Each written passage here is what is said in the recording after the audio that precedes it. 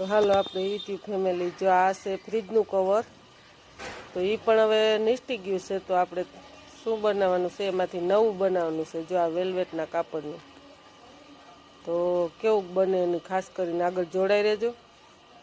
તો આ આપણે ખિસ્સાનો ભાગ છે, તો તેમાં પણ આપણે આ સિલાઈ બાંધી દીધી છે.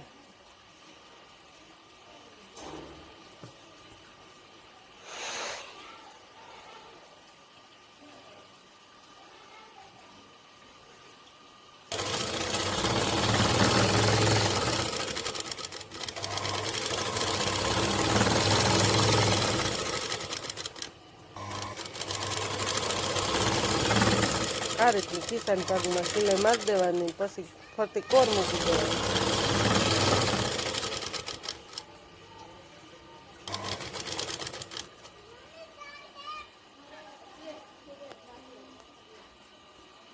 તો જો આ રીતના ક્રીમ પટ્ટા વેલ્વેટના છે. આ રીતના આપણે થોડુંક કાપડ એ હતું ટૂંકું, તો તેમાંથી આપણે એનો ઉપયોગ કર્યો કે મસ્ત દેખાવ આવે. કેવું દેખાવ આવે એની કોમેન્ટ તમારે કરવાની છે, કેવું લાગે એમ. તૈયાર થઈ જાય એટલે આપણે યુટ્યુબ ફેમિલીને હમણાં બતાવી દઈએ. ખાસ કરીને આગળ જોડાઈ રહેજો.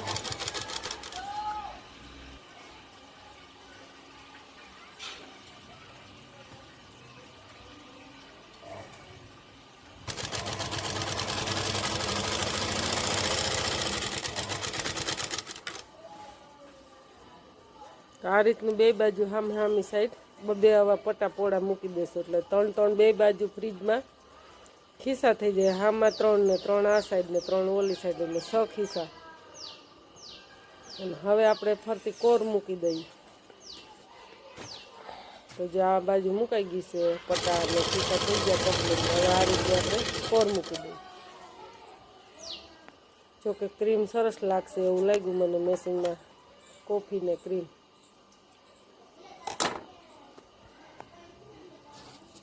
આપણે યુટ્યુબ ફેમિલી આપણે તમને જો બતાવીએ છીએ, તો એની કોમેન્ટ કરી દેજો કેવું સારું લાગે કે નથી લાગે એમ. તો આપણે બીજું પછી સીવીએ, નકર ના સીવીએ. પહેલી વખત શીખવમાં છે.